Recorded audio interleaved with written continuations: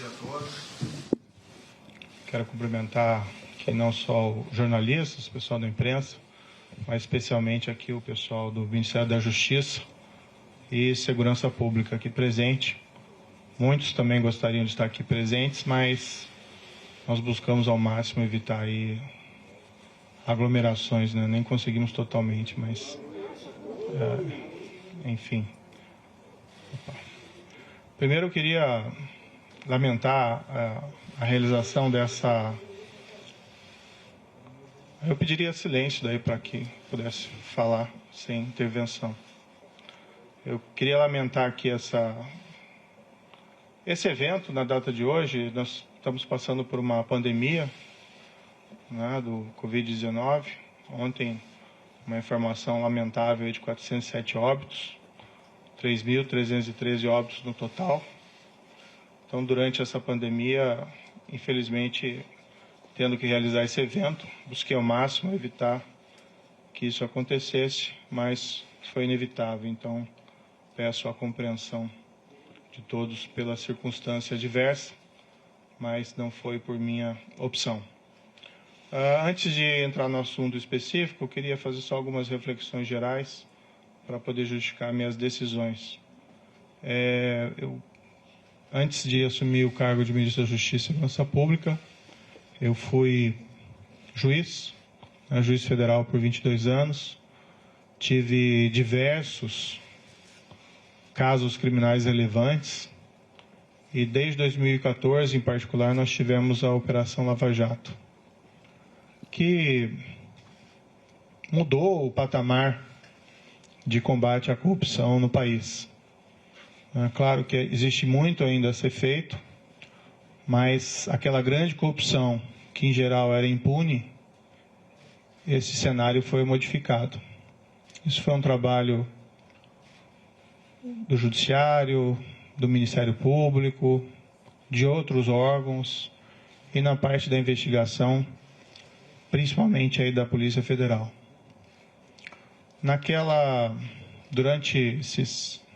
Desde 2014, né, na Lava Jato, a gente sempre tinha uma preocupação constante de uma interferência do Executivo nos trabalhos da investigação, e isso poderia ser feito de diversas formas: troca do diretor-geral, sem que houvesse causa, troca do superintendente. Tivemos, no início da Lava Jato, o superintendente Rosalvo Ferreira, que convidei aqui para o Ministério, fazendo um grande trabalho. Depois foi sucedido pelo superintendente Valeixo, né, também nomeado diretor-geral da Polícia Federal, fazendo também um grande trabalho. Houve essa substituição, mas essa substituição na época foi pela aposentadoria, né, do Dr. Rosalvo. E, enfim, foi garantida a autonomia da Polícia Federal, né, durante esses trabalhos lá de investigação.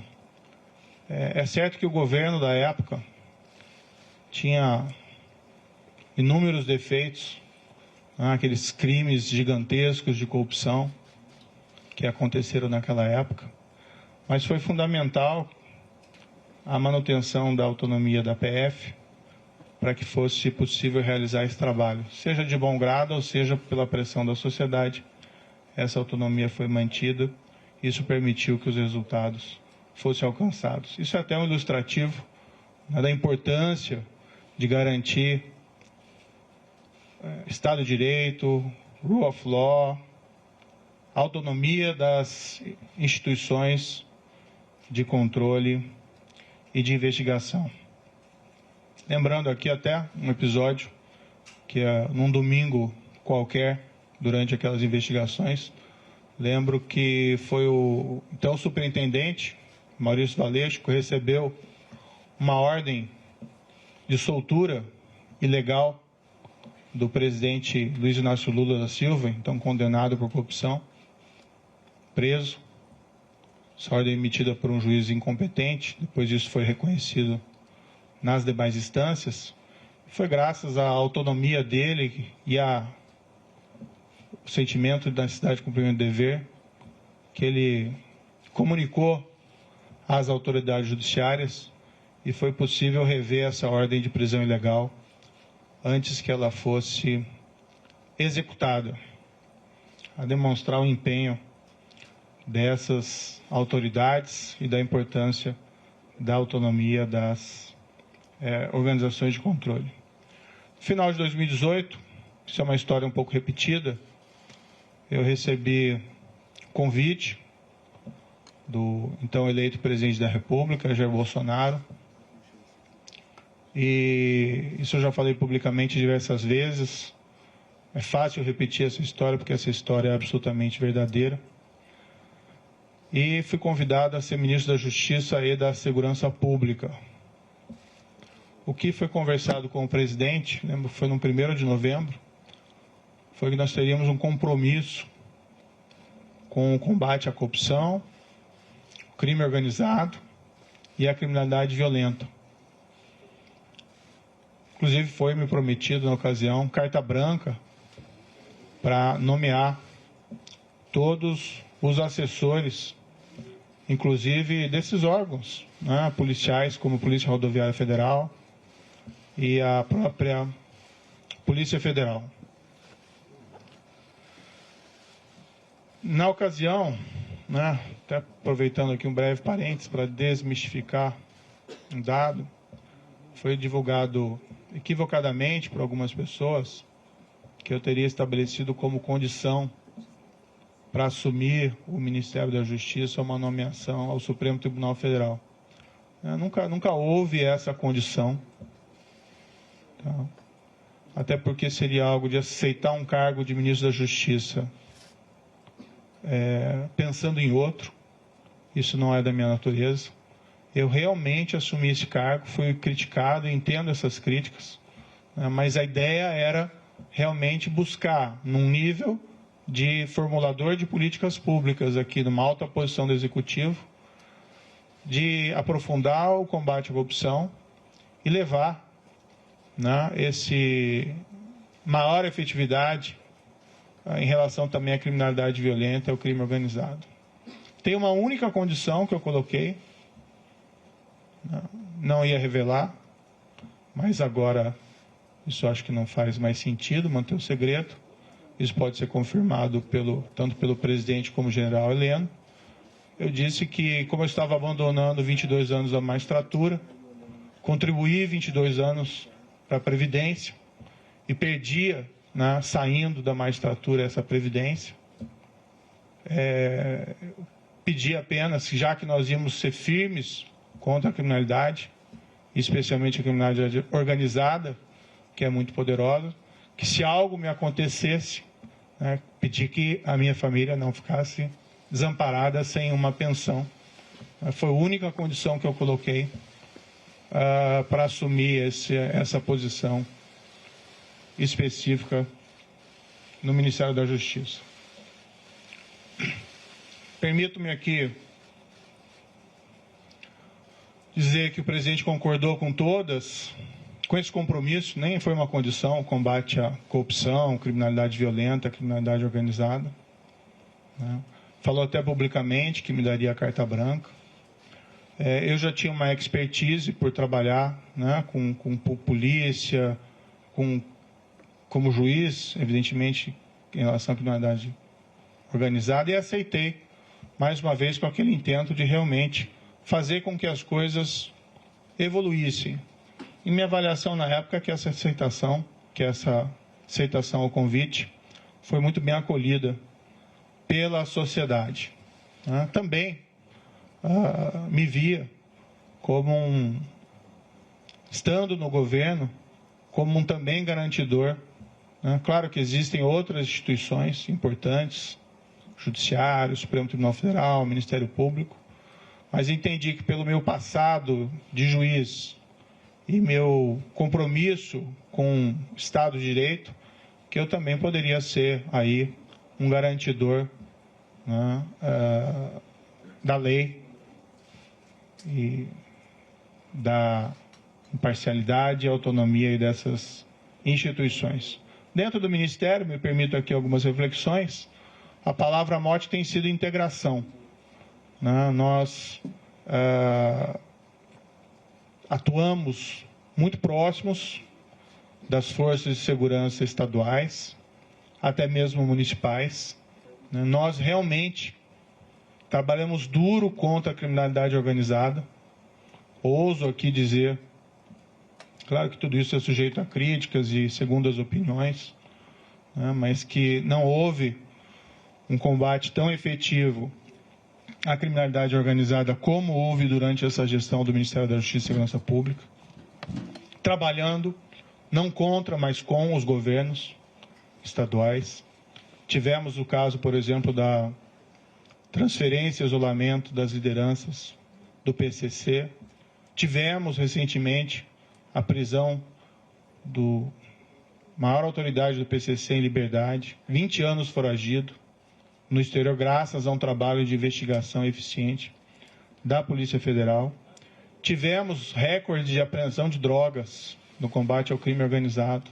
Isso é importante, tirar droga das ruas, cocaína, maconha. Isso feito pela Polícia Federal, isso feito pela Polícia Rodoviária Federal, também um belíssimo trabalho aqui desenvolvido, pela Força Nacional nos locais em que ela atua. Tivemos aí recorde de destruição de plantações de maconha no Paraguai, que é o nosso principal fornecedor. Números expressivos de apreensão de produto do crime, seja de droga, seja de corrupção, principalmente aí no caso pela Polícia Federal. Buscamos fortalecer a Polícia Federal e a Polícia Rodoviária Federal nesse período, com ampliação dos concursos existentes. Empregamos aí maciçamente a Força Nacional em todo o território nacional. A Força Nacional é uma instituição que, a meu ver, deveria ser fortalecida. Nós estamos lá defendendo no Congresso Nacional uma emenda à Constituição para tornar ela uma instituição prevista ali na Constituição, para que nós possamos ter, com o tempo, também um corpo próprio, sem prejuízo dos mobilizados, sem prejuízo dos requisitados do Estado, que nós queremos fortalecê-la. Ela tem sido muito demandada e às vezes nós sentimos que nós não temos aí a perna suficiente. E ela atendeu diversas emergências de segurança pública nesse período, lá no Ceará por mais de uma vez, espalhadas aí em terras indígenas, enfim, no nosso projeto Em Frente Brasil. Nós criamos o CEOP, Secretaria de Operações Integradas, até nessa linha de fortalecer a integração. A CEOP desenvolveu um programa chamado Horus e Vigia, que é talvez um dos primeiros programas realmente efetivos aí para controle de fronteiras no nosso país, e trabalha em conjunto com as forças de segurança estaduais. Investimos em inteligência com os centros de fusão, saímos trabalhando também em outras áreas. Várias outras áreas aqui do Ministério da Justiça também tiveram, a meu ver, um bom ganho de efetividade, área do consumidor, área de imigração, a Senajus, enfim, aqui é só um retrato, Queria fazer algumas justificativas. No momento, o Ministério da Justiça está voltado principalmente ao enfrentamento da pandemia. Isso prejudicou um pouco os planos em curso, embora eles continuassem. Mas estamos cuidando principalmente de IPI, vacinação, de atenção às forças de segurança, de coordenação, de se preocupar com o Plano Nacional de Segurança. Enquanto o COAF esteve no Ministério da Justiça, e eu não pedi que o COAF viesse, mas foi proposto que ele fosse colocado na estrutura do Ministério da Justiça, nós os fortalecemos. Depois ele acabou sendo transferido para outros órgãos.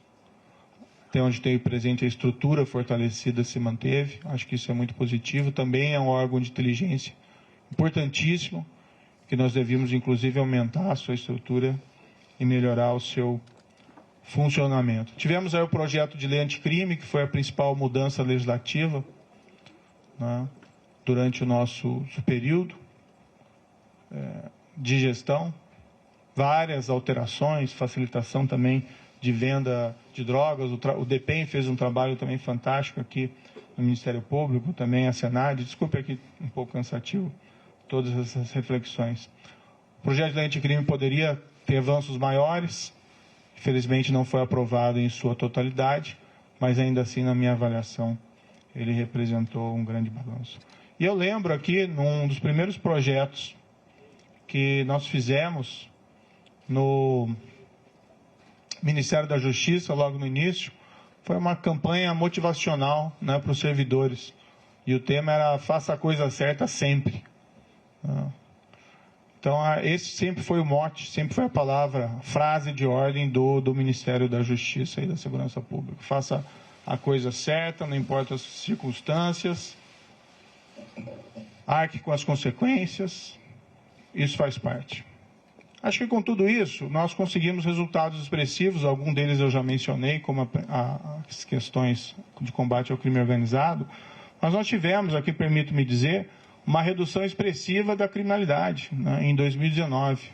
Tudo bem, já tinha uma queda em 2018, mas em 2019 nós tivemos uma queda em percentuais sem precedentes históricos, né, menos 19% de assassinatos.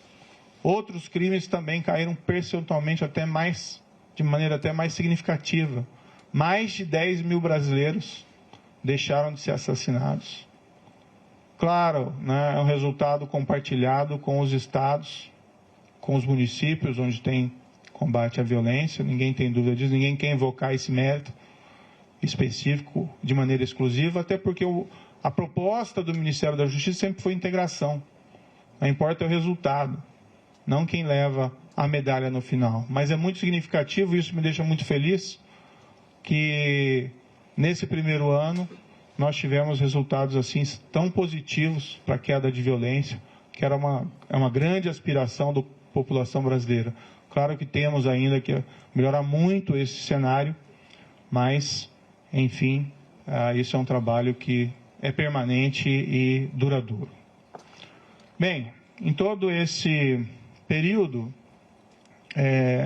tive apoio, né, do presidente Jair Bolsonaro em vários desses projetos, outros nem tanto, mas a partir do segundo semestre do ano passado, passou a haver uma insistência do presidente da troca do comando da Polícia Federal.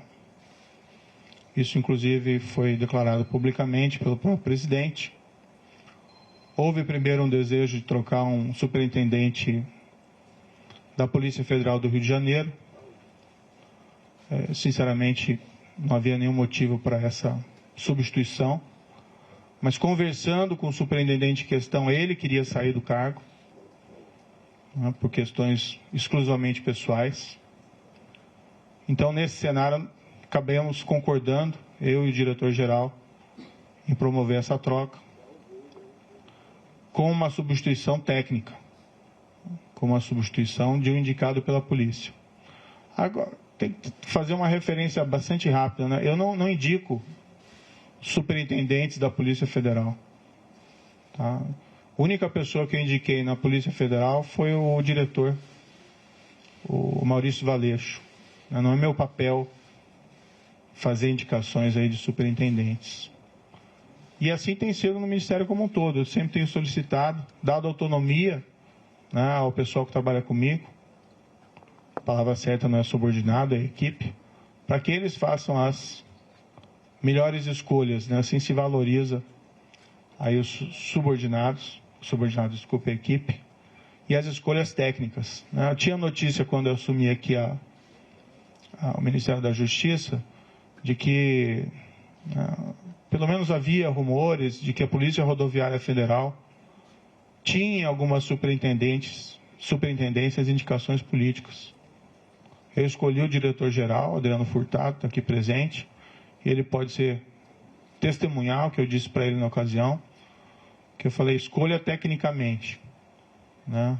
O que não é aceitável de maneira nenhuma são essas indicações políticas. Claro que às vezes existem indicações positivas, mas quando se começa a preencher esses cargos técnicos, principalmente de polícia, por questões político-partidárias, realmente o resultado não é bom para a corporação, inclusive. O presidente, no entanto, passou a insistir também na troca do diretor-geral. O que eu sempre disse ao presidente? Presidente, eu não tenho nenhum problema em trocar o diretor-geral da Polícia Federal, mas eu preciso de uma causa. E uma causa normalmente relacionada há uma insuficiência de desempenho, um erro grave. E, no entanto, o que eu vi, né, durante todo esse período, e até pelo histórico do próprio diretor-geral, que é um trabalho bem feito, né? Várias dessas operações importantes, combate ao crime organizado, operações também de combate à corrupção que foram relevantes, poderiam ter até mais operações, né? Mas normalmente essas operações elas maturam durante algum tempo. E ano passado, em particular, nós ficamos aí 4 meses sem poder movimentar inquéritos envolvendo lavagem de dinheiro, né, por uma decisão judicial. Isso também prejudicou um pouco os trabalhos. Mas o trabalho vinha sendo feito e até a queda dessas estatísticas criminais é um indicador relevante de que o trabalho estava sendo positivo.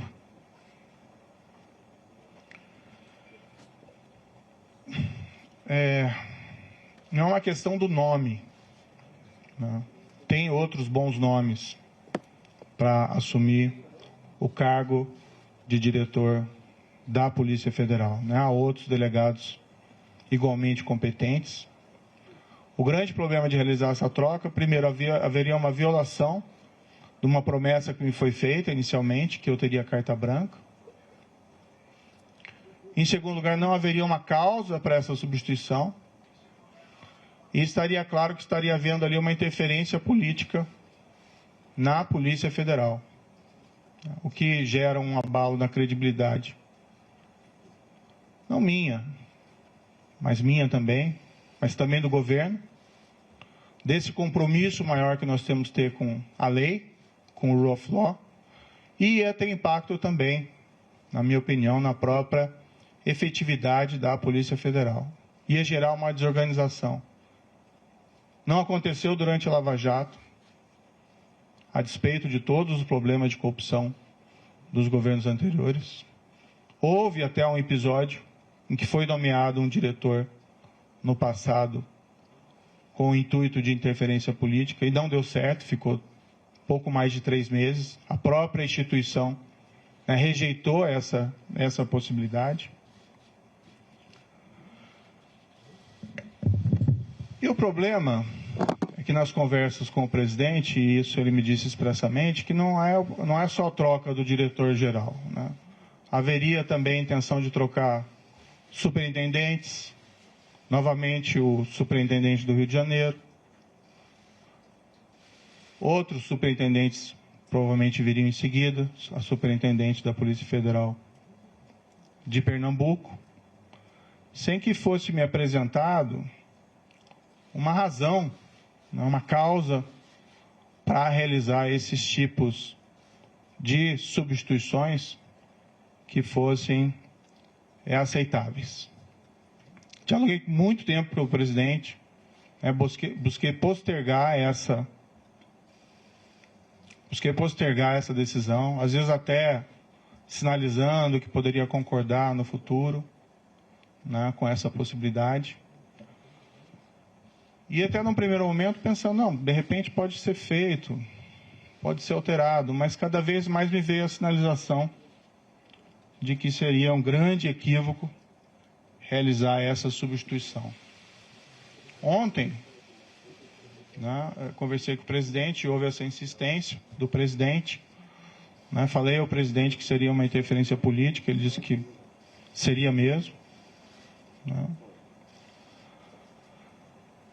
Falei que isso teria um impacto para todos, que seria negativo. Mas, para evitar uma crise, né, durante uma pandemia, não tenho vocação aí para carbonário, muito pelo contrário, acho que o momento é inapropriado para isso. Eu sinalizei, então, vamos, né, substituir o Valeixo por alguém que represente a continuidade dos trabalhos, alguém com um perfil absolutamente técnico e que fosse uma sugestão minha também. Na verdade, nem minha, uma sugestão da própria Polícia Federal. Eu sinalizei com o nome do atual diretor executivo da Polícia Federal, Disney Rossetti. Eu nem tenho uma grande familiaridade com Disney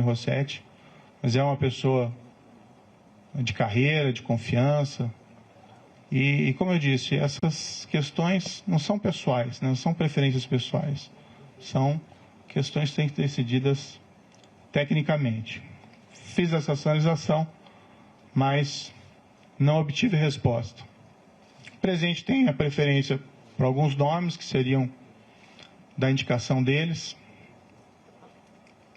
Eu não sei qual que vai ser exatamente a escolha. Foi ventilado o nome de um delegado que passou mais tempo no Congresso do que na ativa, na Polícia Federal. Foi indicado, o sugerido o nome do atual diretor da BIM, que tem até um bom nome dentro da Polícia Federal. Mas o grande problema é que não são tantos essa questão de quem colocar, o problema é por que trocar.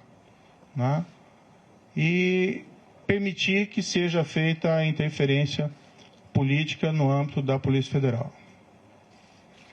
O presidente me disse mais de uma vez, expressamente, que ele queria ter uma pessoa do contato pessoal dele, que ele pudesse ligar, que ele pudesse colher informações, que ele pudesse colher aí relatórios de inteligência, seja o diretor, seja o superintendente.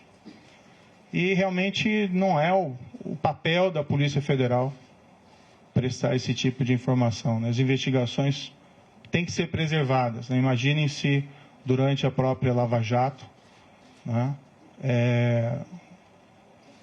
o ministro, o diretor-geral, o presidente, então presidente Dilma, o ex-presidente Luiz ficasse ligando para o superintendente em Curitiba para colher informações sobre as investigações em andamento. Então, a autonomia da Polícia Federal, como um respeito aí à autonomia da aplicação da lei, seja a quem for, isso é um valor fundamental que nós temos que preservar dentro de um Estado de Direito. O presidente me disse isso expressamente, ele pode ou não confirmar essas questões, mas enfim, é algo que realmente eu não entendi apropriado. Então, o grande problema não é quem entra, mas por que alguém entra. E se esse alguém, sendo da corporação, aceitando substituição do atual diretor-geral, com o impacto que isso vai ter na corporação, não conseguiu dizer não para o presidente, uma proposta dessa espécie, eu fico na dúvida se vai conseguir dizer não em relação a outros temas. Há uma possibilidade que se afirme que o Maurício Valeixo gostaria de sair, mas isso não é totalmente verdadeiro. O ápice da carreira de qualquer policial federal, delegado da Polícia Federal, é a direção-geral da Polícia Federal. E ele entrou com uma missão. Claro que, depois de tantas pressões para que ele saísse, ele de fato até manifestou a mim, olha, talvez seja melhor eu sair para diminuir essa cisma, e nós conseguimos realizar uma substituição aqui adequada. Eu sairia para uma adjudância ou para outro cargo. Mas nunca isso voluntariamente, sim decorrente dessa pressão, que a meu ver não é aí apropriada. E o grande problema, uma substituição que seja orientada aí por causas, que possam ser sustentadas, não haveria aí nenhum problema específico. O presidente também me informou que tinha preocupação com inquéritos em curso no Supremo Tribunal Federal e que a troca também seria oportuna da Polícia Federal por esse motivo. Também não é uma razão que justifique a substituição, até algo que gera uma grande preocupação. Enfim, eu, sinto que eu tenho o dever de tentar proteger a instituição, a Polícia Federal. E por todos esses motivos, eu ainda busquei uma solução alternativa para tentar evitar aí uma crise política durante uma pandemia. Acho que o foco deveria ser o combate à pandemia, mas entendi que eu não podia aí deixar de lado esse meu compromisso com o Estado de Direito. A exoneração que foi publicada, eu fiquei sabendo pelo Diário Oficial, pela madrugada. Eu não assinei esse decreto. Em nenhum momento isso foi trazido, em nenhum momento o diretor-geral da Polícia Federal apresentou um pedido formal de exoneração. Depois ele me comunicou que ontem à noite recebeu uma ligação dizendo que ia sair exoneração a pedido e se ele concordava, Ele disse, como é que eu vou concordar com alguma coisa? Eu vou fazer o quê, Se ele já está sujeito à exoneração a pedido ou à exoneração ex officio. Mas o fato é que não existe nenhum pedido que foi feito de maneira formal. Eu, sinceramente, fui surpreendido. Achei que isso foi ofensivo. Vi que depois a SECOM afirmou que houve essa exoneração a pedido, mas isso, de fato, não é verdadeiro. Para mim, esse último ato também é uma sinalização de que o presidente me quer realmente fora do cargo, não me quer presente aqui dentro do cargo, porque essa precipitação na realização da exoneração não vejo aí muita justificativa. Eu tenho até outras divergências, tive outras divergências com o presidente federal, com o presidente da República durante essa permanência aqui. Tive muitas convergências, recebi apoio do presidente em diversas ocasiões importantes, assim como dei apoio ao presidente da República em várias circunstâncias. Tive pontuais divergências, mas eu acho que como ministro, eu estou numa relação que eu tenho que preservar também a questão da hierarquia. Mas não vou aqui falar dessas outras divergências, isso fica para uma outra ocasião. De todo modo, meu entendimento foi que eu não tinha como aceitar essa substituição. Há uma questão envolvida também da minha biografia como juiz, de respeito à lei, ao Estado de Direito, à impessoalidade, no trato das coisas com o governo. E eu vivenciei isso durante a Lava Jato. Seria ali um tiro da Lava Jato se houvesse substituição de delegados, superintendentes naquela ocasião. Então eu não me senti confortável. Tenho que preservar a minha biografia, mas acima de tudo eu tenho que preservar o compromisso, que foi o compromisso que eu assumi inicialmente com o próprio presidente, que nós seríamos aí firmes no combate à corrupção, crime organizado e criminalidade violenta. E um pressuposto necessário para isso é que nós temos que garantir aí o respeito à lei, a própria autonomia da Polícia Federal contra interferências políticas. Certo, o presidente indica, ele tem essa competência, ele indica o diretor-geral, mas ele assumiu um compromisso comigo inicial de que seria uma escolha técnica, que eu faria essa escolha, e o trabalho vem sendo realizado. Poderia ser alterado o diretor-geral, desde que eu tivesse uma causa consistente. Não tendo uma causa consistente e percebendo que essa interferência política pode levar a relações impróprias entre o diretor-geral, entre os superintendentes, com o presidente da República, é algo que realmente eu não posso concordar.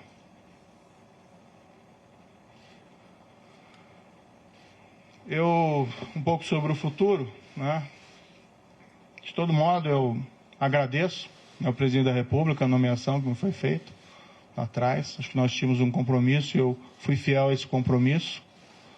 Acho que estou sendo fiel a esse compromisso no momento em que eu me encontro aqui dentro do Ministério da Justiça. No futuro, eu vou começar a empacotar minhas coisas e vou providenciar aqui o meu encaminhamento da minha carta de demissão. Eu, infelizmente, não tenho como persistir com o compromisso que assumi sem que eu tenha condições de trabalho, sem que eu tenha condições de preservar a autonomia da Polícia Federal para realizar os seus trabalhos, ou sendo forçado a sinalizar uma concordância com uma interferência política na Polícia Federal, cujos resultados são imprevisíveis. Espero que, independente da minha saída, seja feita a escolha de ou até, quem sabe, a própria manutenção do diretor-geral atual, já que o pedido de exoneração não existe, mas não havendo essa possibilidade, que seja feita uma escolha técnica, sem preferências pessoais, que também a instituição, dá para se confiar na Polícia Federal, A Polícia Federal tem um histórico, ela vai também resistir a qualquer espécie de interferência política, tenho crença nisso, e que seja indicado alguém que possa realizar um trabalho autônomo, independente, alguém que não concorde em trocar superintendentes ou delegados por motivos não justificados.